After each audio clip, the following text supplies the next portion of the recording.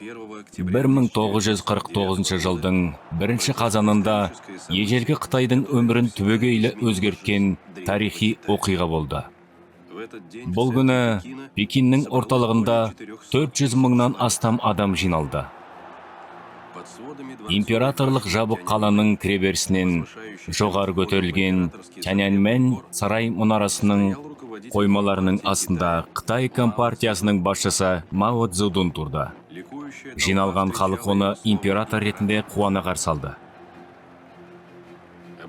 Мао отандастарына Қытай Халық Республикасы атты жаңа мемлекетінің құрылғанын жариялады. Оның сырт киімінің сол жағында екі сары иероглифі бар қызыл түсті джуси деп аталатын лента төраға дегенді білдіреді. Мао Қытайдағы идеяны тәуелсіздік идеясын, шын мәнінде қадір қасиет идеясын берген адам. Мао Цзэдун Қытайды 27 жыл басқарды. Оның тұсында Қытай артта қалған жартылай отаршыл елден өнеркәсіптік ядролық державаға айналды. Ол Қытайды ұлы супер державалар деңгейіне қойды. Қытай халық тарихи серпіліс үшін нені құрбан етті? Мао Цзэдун күнделікті өмірде қандай адам болған? Қазіргі Қытайдағы Мао тұлғасына қалай қарайды?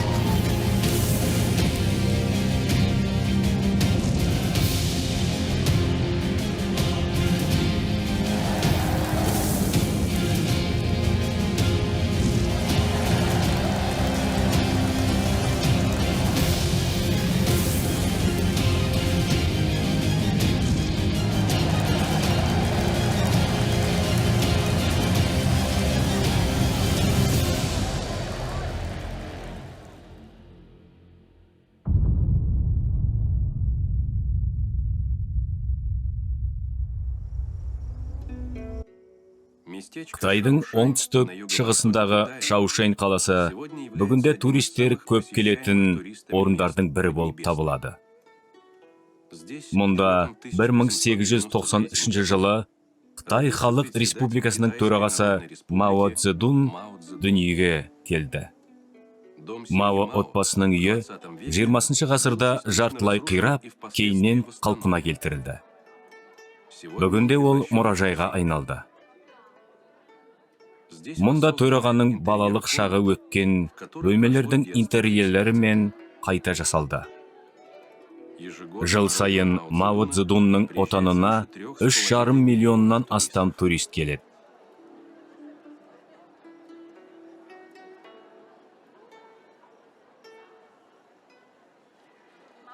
Мао Цзэдун біздің ұлы төрағамыз.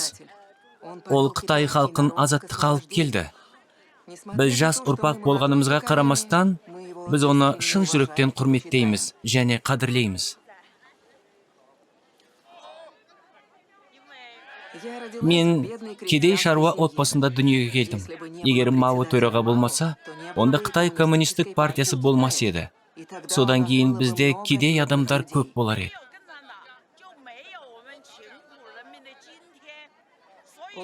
Мен оны әрқашан шын жүректен құрметтеп тұрып қарайтынмын. Ол Қытай халқының қоғамдық мүдделері үшін күресті.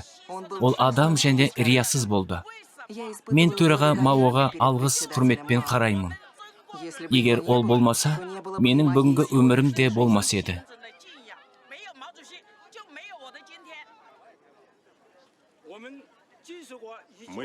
Біз 1962 жылдан аман қалдық. Бұл ең қиын кезең болды.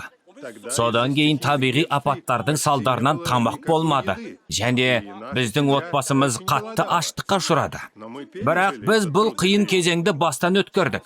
Бүгін біз өміріміз танымастай өзгергенін сеземіз. Қазір өте жақсы өмір сүріп жатырмыз. Біз Мао Цзэдунның арқасында бақытқа ие болдық. Төраға Мао Цзэдун біздің жүрегімізде өмір сүреді. Мұнда Шаошаньда Маомен бірге жаңа Қытай дүниеге келді. Біз бұл адамның аруағына құрметпен тағзым етеміз. Біз үшін ол Құдай сияқты. Шаошаньдағы Мао Цзэдун мемориалдық мұражайында төрағаның жеке заттары сақталған. Костюмдер мен аяқ киімдерден бастап, жекі-түм заттарына дейін.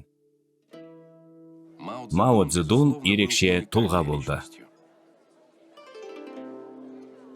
Ол өмір бойы қарапайымдылықты жоғалтпаған және көптеген шетелдік қонақтарды қарапайым мінезімен таңғалдырған.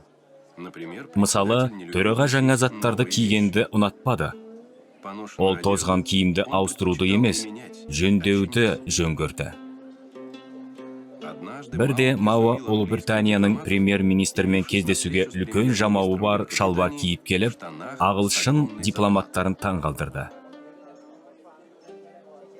Мао Цзэдун ешқашан жуынбаған. Оның орнына ол дымқыл, ыстық сүлгімен сүртілді. Тістерінде тазаламады. Таңертең ол аузын жасыл шаймен шайып, шай жапырақтарын шайнады. Дәрігер оған гигиенаны сақтау керектігін ескерткен кезде, төраға әдетте оған жолбарыстар тістерін тазаламайды деп жауап беретін. Мемориалдық мұражайда және мұражай үйінде көрсетілгеннің бәрі жас ұрпақ үшін үлкен маңызға ие. Мысалы, тақырыптық көрермеде біз төраға Мао пайдаланған нәрселерді көрсетеміз.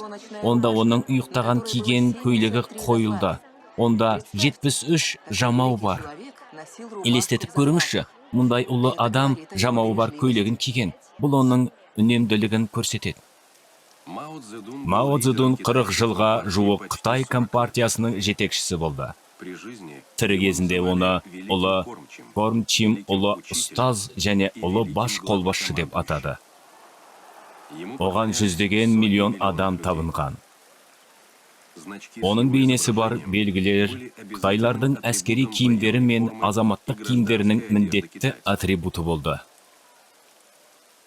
Маоның қанатты сөздері үлкен тиражбен жарық көрді. Барлығы 800 миллионнан астам данасы басылды. Бұл Библиядан кейінгі тарихтағы ең үлкен кітап тиражы болды. Алайда Мао Цзэдун қайтыс болғаннан кейін, оның жеке басын бағалау айтарлықтай өзгерді.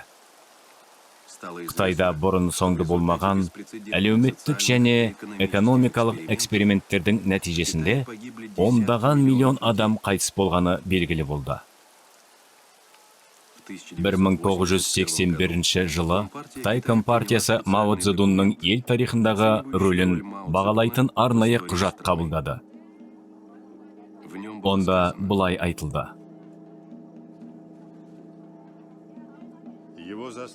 Оның Қытай революциясына сіңірген еңбегі негізінен қателіктерден басым. Оның еңбегі маңыздырақ, ал қателіктері екінші орынны алады. Неліктен Мао Цзэдун Қытайда ешқашан сынға алынбайды және мавзолейден шығарылмайды? Өйткені ол өзінің барлық үлкен қылмыстарының тұсында бір керемет дүние жасады. Ол бүкіл әлемді қытайлықтарды құрметтеуге мәжбүр етті. Ол әлемде жаңа геосаяси орталық құрды. Қытай кеңес одағынан да, Америка құрама штаттарынан да тең дәрежеге жетті. Ол Қытайды ұлы супердержавалар деңгейіне қойды. Әрине бұны қытайлықтар ешқашан ұмытпайды. Мао Цзэдун 1893 жылы 26 желтоқсанда шағын жер иесінің отбасында дүниеге келген. Сол кездегі стандарттар бойынша Маоның ата-анасы ауқатты адамдар болып саналды. Олардың кең үйі саздан тұрғызылған және төбесі плиткамен жабылған 18 бөлмеден тұрды. Олардың жартысын Мао отбасы иеленді.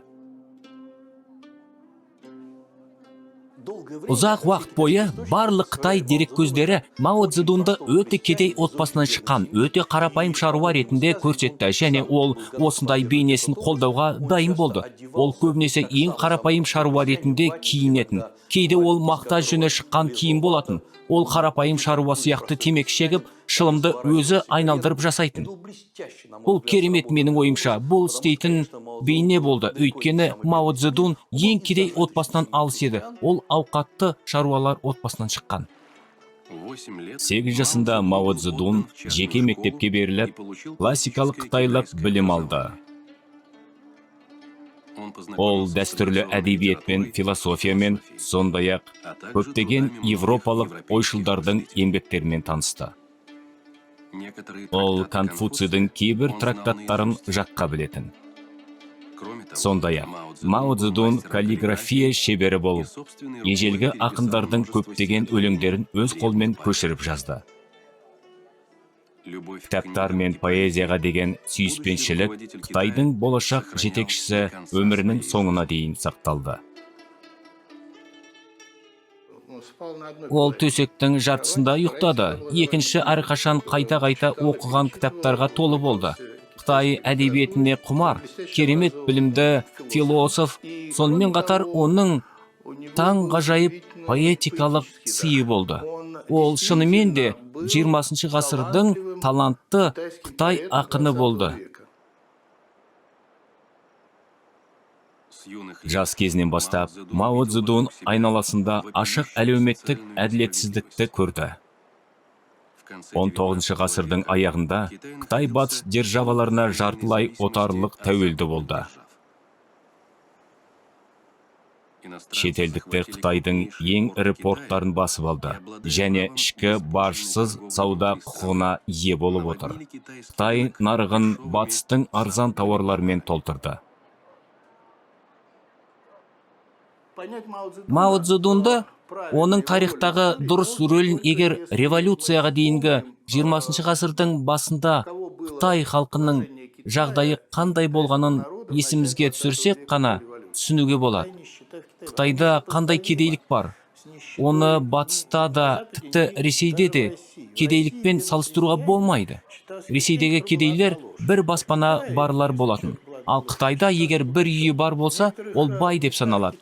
Қытайдың кейбір жерлерінде адамдар киімсіз жүрді, жалпы жалаңаш, өйткені киім сатып алуға мүмкіндік болмады. Қытайдың көптеген қалаларында, базарларда ет, көкөніс, жеміс-жидек емес, өз балаларын сатуға келген шаруалар үшін арнайы резервтелген орындар болды. Бұл барлық жерде болды. Олар өз балаларын негізінен қыздарды, бірақ кейде ұлдарды да сатты. Өйткені оларды асырай алмады. Болашақ ұлы Қытай революционері және Қызыл армия жетекшісі Джуньядің әкесі 2 ұлын ауылдағы тоғанға батырды. Өйткені оларды асырай алмады. 1912 жылы Қытайда Цин әулетін құлатқан халықтық революция болды. Мао Цзедун революциялық қозғалысқа қосылып, күдікті Қытай газеттерінде мақалалар жариялай бастады. 1918 жылы ол кітапханашы болып жұмысқа орналасты Пекин университетінде. Мұнда Мао Цзедун алғаш рет марксистік идеялармен байыпты танысты. Көп ұзамай ол Қытайды кеңестік Ресей үлгісіндегі коммунистік революция ғана құтқара алатынына сенімді болды. 1921 жылы Мао жаңадан құрылған Қытай коммунистік партиясының қатарына қосылды. Мао үшін барлық күрес пен бүкіл коммунизм бүгінгі биліктегі адамдарды құлату, өздеріне тиесілі нәрсені орнату идеясы болды. Мао Цзедун сайып келгенде большевизм деп аталатын коммунизмнің бір түрін, яғни биліктік күшпен басып алуды жүзеге асырды. Одан билікке аз, бірақ өте жақсы ұйымдастырылған адамдар тобы келді. Олар тазарту арқылы, қатаң түрде айтқанда адамдардың тағдырларын алдау арқылы билікті ұстап тұралды. Қытай компартиясында Мао Цзэдун облыстық комитетінің хатшысынан жұмысшы шаруа басшысына дейін революциялық армиясымен ерекшеленді. 1931 жылы Цзянси провинциясының батысында ол Қытай Кеңес Республикасын құрып басқарды. Маоның бақылауында бірнеше миллион халқы бар 10 аудан болды. Алайда қалған Қытайда Гоминдан ұлтшыл партиясы басшысы генерал Чан Кайши басқарды. 1934 жылы Мао Цзэдунның әскері гоминдандықтардың соққылармен жеңілді. Тірі қалған коммунистер Қытайдың солтүстігіндегі қол жетпейтін жерлерге қашуға мәжбүр болды. Бір жыл ішінде олар таулар, батпақтар мен шөлдер арқылы 8000 шақырым жүрді. Кейіннен бұл ауысу ұлы жорық деп аталды. Ұлы жарық бұл идеяға қызмет ету емес, өмір сүру инстинкті болды. Сұрақ осылай тұрды. Олар сені өлтіреді ме, әлде өлтірмей ме? Міне менің ойымша, тарихи тұрғыдан алғанда, ұлы жорықтың мәні Мао Цзэдун мен оның жақтастары, көмекшілері, ең жақын адамдар, олар аман қалды. Осы ұлы жорықта Мао Цзэдунның көшбасшылық қасиеттері пайда болды. Ол қазірдің өзінде, іс жүзінде көшбасшы болды. Янань қаласының маңында Мао Цзэдун компартиясының жаңа заставасын құрды. Оның жасақтарының қатары тез өсті. Қызыл армияға мыңдаған шаруалар мен Гоминдан әскерлерінің қашқандар кірді. Жапон армиясының оңтүстік шығыс Қытайға басып кіруінен кейін Сталиннің талабы бойынша Мао Чан Кайшимен бітімгершілік жасады. Қытайдың қызыл армиясы жапондарға қарсы ірі шайқастарға қатысты. Және Сталиннің қолдауымен Мао Цзэдун Қытай коммунистік партиясының негізгі қайраткері болды. Сталин Макиавелли ретінде Қытай компартиясының ішіндегі қайшылықтарды пайдаланды. Ол біресе бір көшбасшыларды, біресе кейін басқа көшбасшыларды көтерді. 1937 жылы Коминтерндегі Қытай делегациясының жетекшілігінің бірі Мәскеуден келді. Ол Мәскеудің сіздің бастығыңыз Мао Цзэдун екендігі туралы нұсқауларын әкелді. Мен Мао Цзэдун ол кезде мүлдем ешкім болмаған деп айтқым келмейді. Олай емес, ол Қытай компартиясының жетекшілерінің бірі болды. 1945 жылы ХКП 7-ші съезінде Мао Цзэдун Қытай компартиясының орталық комитетінің төрағасы болып сайланды. Сол съезде партияның жаңа демократия туралы жаңа бағдарламасы қабылданды. Онда Мао Цзэдун Қытайдағы коммунистік революция жеңгенін кейін социалистік және буржуазиялық тәртіп бір уақытта болады. Жекеменшік пен көп партиялық жүйе сақталады және коалициялық үкімет құрылады деп сендірді. Бұл идеялар Маоға екінші соғыста жеңіске жетуге көмектесті. 1940 жылдардың екінші жартысында бүкіл Қытайда болған шайқастар кезінде комендандық генералдар мен шенеуніктер жаңа режимде өз позицияларын сақтап қалу үмітімен коммунистік жағына жаппай көшті.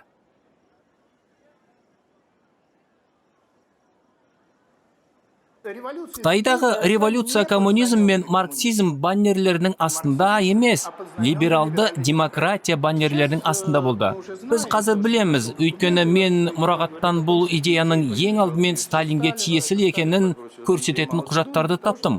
Сталин бұл идеяны батысты алдау үшін Мао Цзэдунге тастады. Қытайдың либералдық зиялылары КМТ-дан алыстап Қытай компартиясын қолдады. Халықтық орта топтары да Қытай компартиясын қолдады. Олар оны Чан Кайши диктатурасына, үкімет режиміне қарсы күресіп жатыр деп сенгендіктен. 1944 жылдың ортасында Гоминдан әскері ақырында жеңілді. Чан Кайши мен оның жақтастары Тайвань араларына қашып кетті. 1 қазанда Бейжіңдегі Тяньмэнь алаңында сөйлеген сөзінде Мао Цзэдун осыны айтты.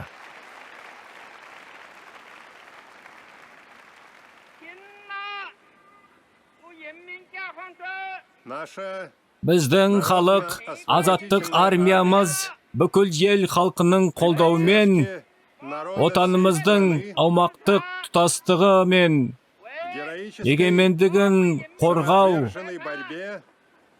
халықтың өмірі мен мүлкін қорғау, халықты өз құқықтарының қолында азаптан құтқару, реакциялық әскерлерді жою және Гоминдан үкіметінің реакциялық үстемдігін құлату үшін жанқиярлық күресте.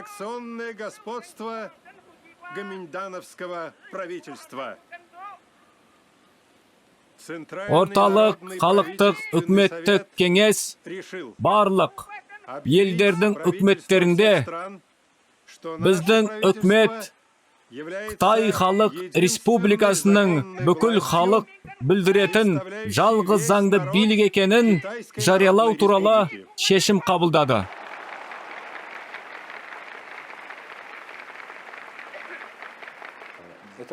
Бұл тарихи әлемдік ауқымдағы оқиға болды. Қытай бір тұтас ел. Тайваньды қоспағанда соғыс бірнеше оңтүстік провинцияларда жалғасты. Бір Қытай, аспаны асты ел. Қайта біріккен анық. Содан кейін жаңа өмір басталды. Ең алдымен Мао Цзэдун мемлекет астанасы Пекинге қайтарды. Дәл осы жерден елді бірнеше ғасырлар бойы Қытай императорлар басқарды. Орта патшалықтың ежелгі билеушілерінің үлгісі бойынша Мао тыйым салынған қаладағы император сарайының жартысының біріне қоныстанды. Маоның жеке коды ол жайдан жай пайда болған жоқ. Бұл ғасырлар бойы қалыптасқан Қытай дәстүрі болды. Император көктің ұлы. Яғни сіз білесіз бе, мұндай матрица бар. Қытай матрицасы бар. Аспанның ұлы, оған әлі де большевиктік матрица. Оған қоса сталиндік бастық матрицасы жүктелген. Мао өзінің культтік жақсы көретін сөзсіз. Осыған байланысты ол оған барлық жағынан жігерлендіріп көңіл көтерді. Бірақ бұл культтың бір бөлігі ретінде ол ешқашан өз туралы ойлаған емес. Оған жүктелген миссиясы туралы. Ол өзінің революциясының құралы ғана екенін түсінді. Өйткені революцияға символ керек, император керек. Мао Цзэдун императордың бейнесін парадоксалды түрде қайталайды. Ол сондай-ақ күледі, жүреді, көптеген Қытай комикстеріне боялған кино императоры сияқты көрінді. Мао өз жолымен қайта туады және өте халықтық қолдауына ие болды. Олар оған табынған. Бұл бүгінгі насихаттың бір бөлігі ғана емес. Бұл Қытай императорын жоғарылатуға деген шынайы ұмтылыс болды. Бірақ жаңа формада.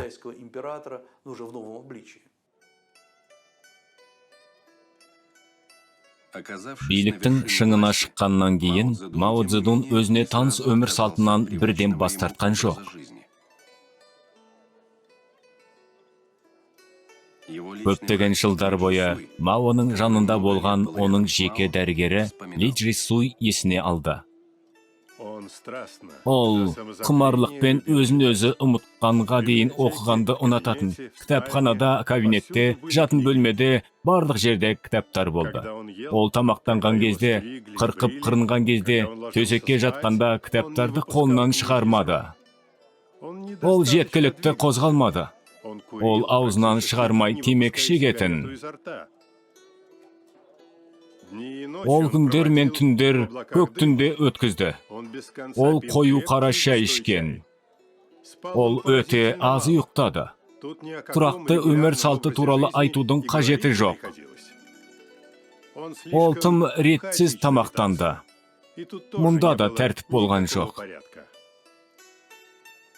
Көбінесе ол 7-8 сағат ішінде бір рет қана тамақтанды.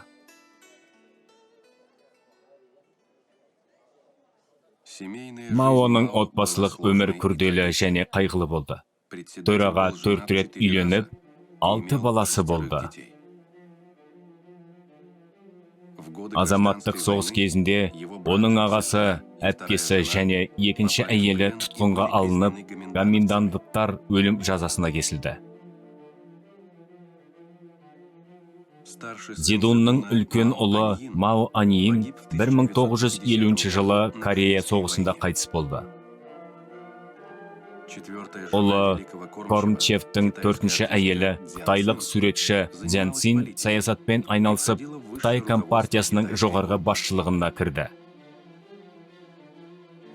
Күйеуі мәдени революцияның шектен шығуына қатысқаны үшін қайтыс болғаннан кейін ол сотталды, түрмеге жіберілді. Содан кейін өзін-өзі өлтірді. Мао Цзедунның бүкіл өмірін көптеген ханымдар қоршап алды. Олар аспан асты елінің түкпір-түкпірінен төраға үшін мұқият таңдалды.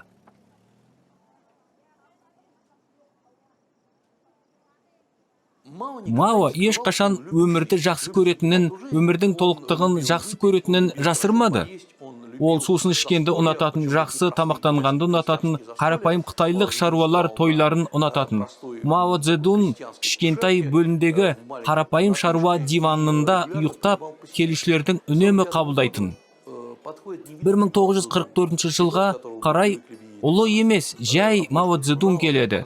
Бұл журналдардың мұқабаларында, портреттерде көріп үйренген емеспіз. Бірақ қарапайым шаруа көшбасшы сәйкес келеді. Шын мәнінде біз бүгін айтқанымыздай партизан көшбасшы. Ол тауарларды қалай өмір сүру керектігін жақсы түсінді.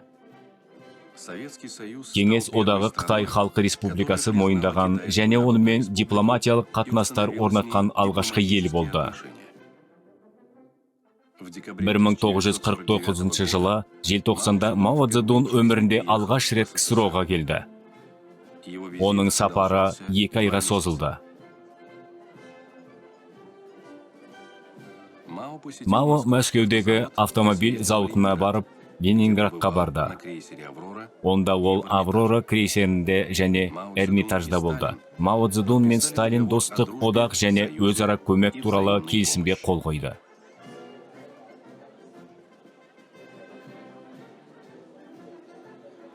Кеңес одағы Қытайға ұзақ мерзімді несие беріп, ауыр өнеркәсіпті құруға көмек ұсынды.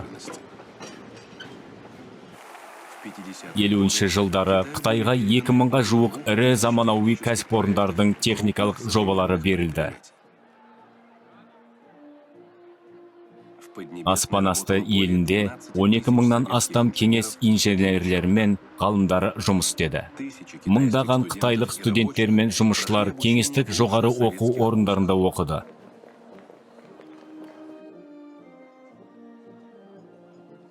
Нәтижесінде Қытайдағы өнеркәсіптік өндірістің жыл сайынғы өсімі рекордтық 18% құрады. Небәрі 5 жылдың ішінде орта патшалықтың өгіз өнеркәсіптік өнімі 2 есе өсті. Мао Цзедун Қытайда социализм құрмақшы болды. Оның көз алдында кеңестік мысал, кеңестік қолданыстағы модель болды. Оның үстелінде оны қалай жасау керектігі туралы жазбалар болды.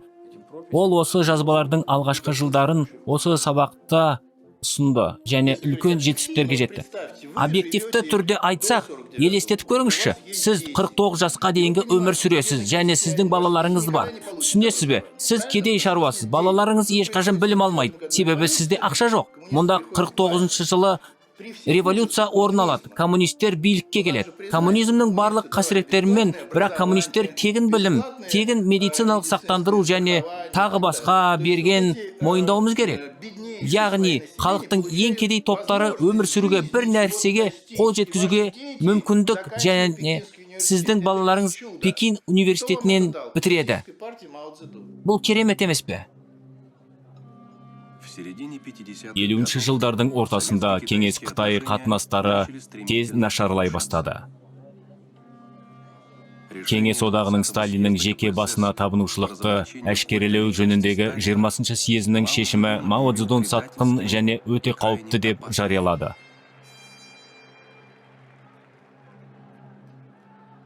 Сталин Мао үшін мұғалім, үлкен ағасы болды.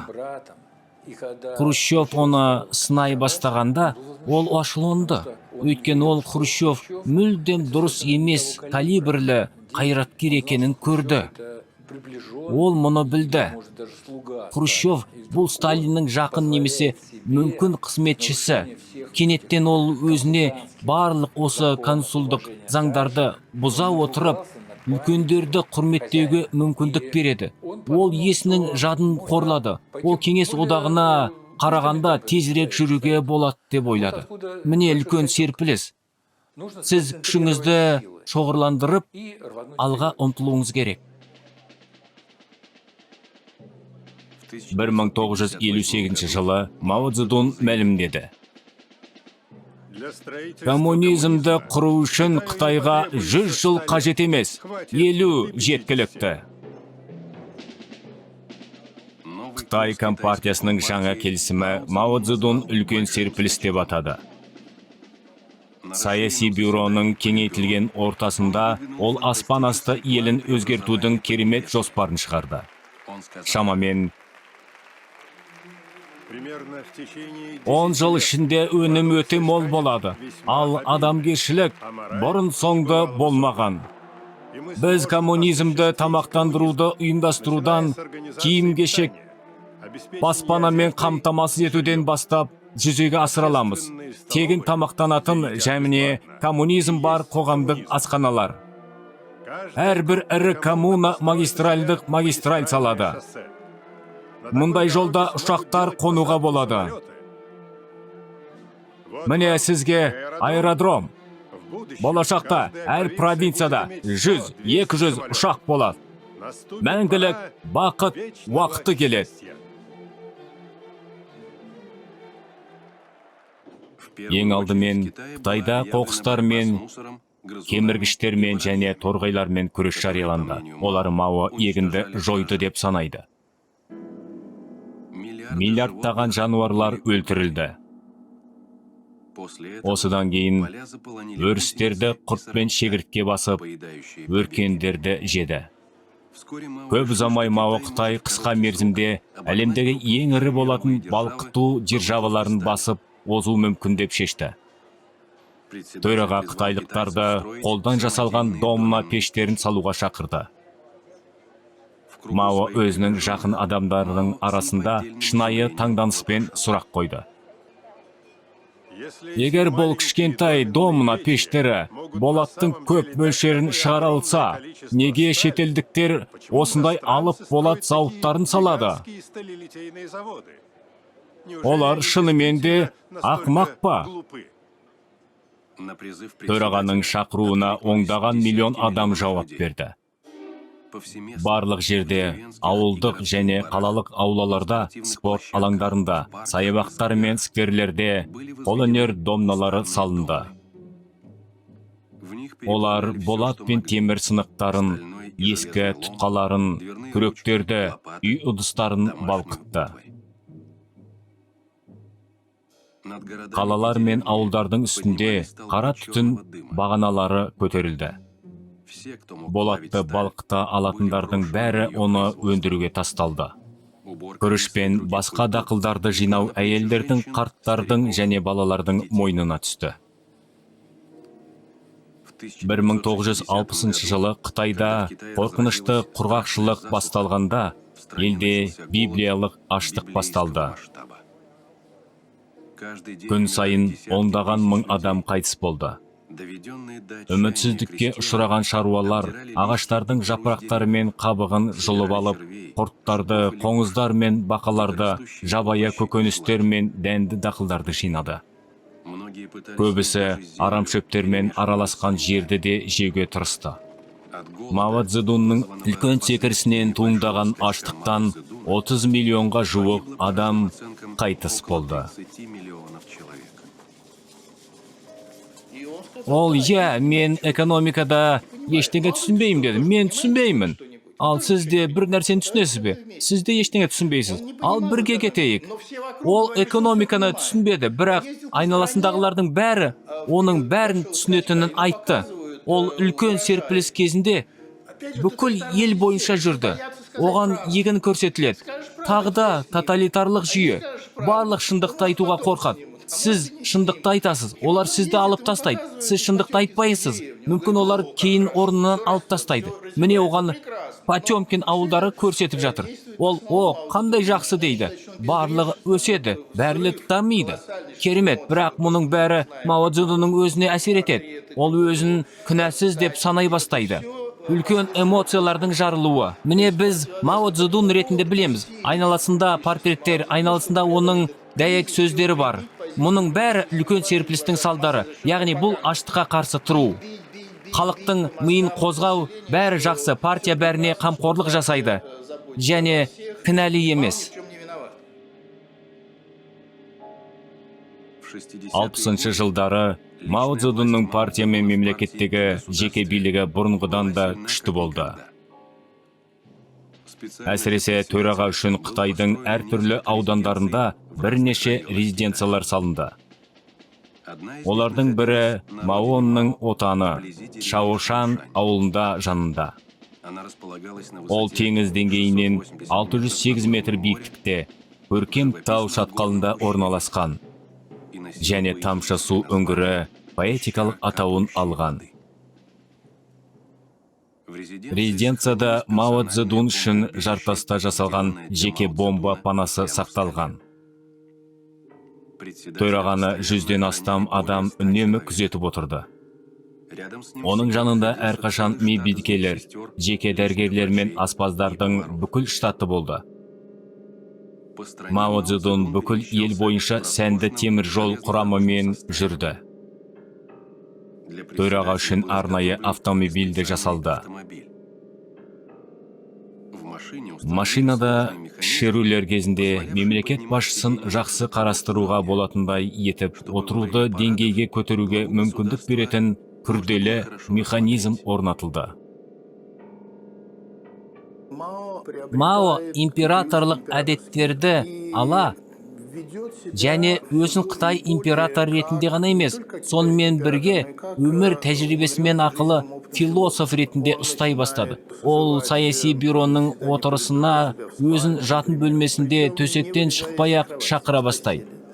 Яғни ол саяси бюро мүшелерін іш киіммен қабылдады. Олар орындықтарындағы төсектің айналасында бүгіліп отырды. Мао Сталин өз ортасына қатысты өте күдікті болды. Ол үнемі өз ортасында Қытай Хрущевын іздей бастады. Міне Сталин қайтыс болды, ал Хрущев 3 жылдан кейін оны жоққа шығарды. Бірақ мені кім жоққа шығарады? Олардың қайсысы? Және ол оларды үнемі арандата бастады. Ол түсініксіз тілде сөйлей бастады. Қытай саясатының барлық өнері Маоның не айтқысы келетінін түсінуімен болды. Себебі қателік жасау өте оңай болды. Сіз қателік жасайсыз, сіз қазірдің өзінде оппортунистсіз.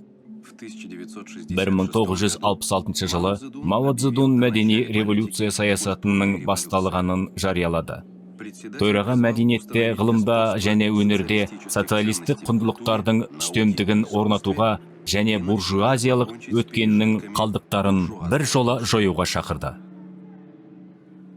1966 жылдың тамыз-қыркүйек айларында тек Бейжіңде 6843 тарихи және мәдени ескерткіштердің 5000-ға жуығы толығымен жойылды.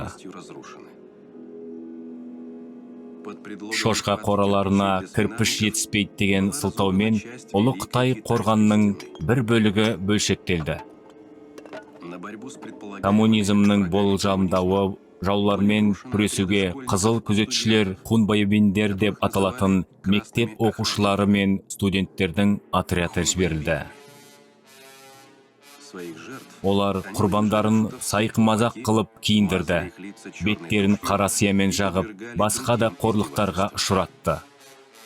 Мәдени революция 100 миллионға жуық адамға, оның ішінде 5 миллионға жуық компартия мүшелеріне әсер етті деп саналды. Мао сол Мао Цзэдунды, яғни ұлы емес, қарапайым жігіт шаруа тістерін тазаламаған, жасыл шаймен ғана аузын шайып қоятын, бірінен соң бірі темекі шегетін, оны осындай кейпінде танитындардан құтылды. Міне сол Мао жойылған адамдармен бірге жадыдан шығу керек және мүлдем басқа Мао Цзэдун дүниеге келу керек еді. Ол ұлы Кармчи, олмен бірге жеңіске жету керек еді. Бұл ұлы Бралит мәдени революциясы болды. Сондықтан Мао Цзэдун Қытайдың 20 жылдық бейбіт дамуды ұрлады. 1958 жылдан 1976 жылға дейін, ол қайтыс болғанға дейін кезде Қытай дамымай, керісінше төмен қарай жылжыды. Міне Мао Цзэдунның ұлттық алдындағы кінәсі. Бір жағынан ол бір тұтас мемлекет құрды. Ол Қытайды социалистік жолға салды. Бірақ ол 20 жылын сызып қойды. Егер ол 1976 жылы қайтыс болмағанда, онда Қытайда азаматтық соғыс басталуы мүмкін еді. Мао Цзэдун 1976 жылы 9 қыркүйекте 83 жасында қайтыс болды. Оның билігінің нәтижелері әр түрлі болды. 25 жыл ішінде сауатсыз қытайлықтардың саны 70%-ға қысқарды. Өмір сүру ұзақтығы мен халық саны 2 есе өсті. Өнеркәсіптік өндіріс 10 есе өсті. Бірақ мұндай керемет серпілістің бағасы көпшіліктің пікірінше тым жоғары болды. Менің бағалауым бойынша Мао Цзэдунның үстемдігі кезінде шамамен 40 миллион адам қайтыс болған шығар. Мүмкін одан да көп. Бірақ бұл негізінен үлкен серпілістің, аштықтың құрбандары болды. Яғни бұл Мао Цзэдун оларды әдейі өлтірген емес. Ол экономикалық қателік жіберді.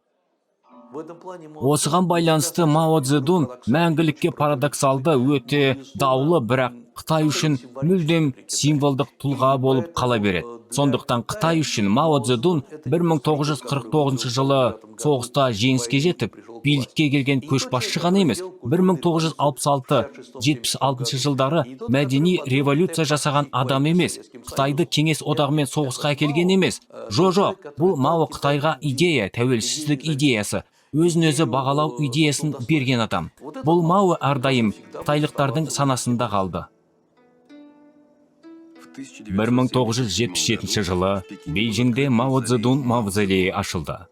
500 миллион жұмысшы оны небәрі 7 айдың ішінде тұрғызды. Төрағанның денесі хрусталь крупқа қойылды. Шетелдіктер үшін мавзолей ішінде фото және кино түсіруге қатаң тыйым салынады. Мао табытын тек белгілі бір күндері мен уақытта баруға болады. Ұлы Кормчевтің аруағына тағзым ету үшін жыл сайын 5 миллионнан астам адам келеді.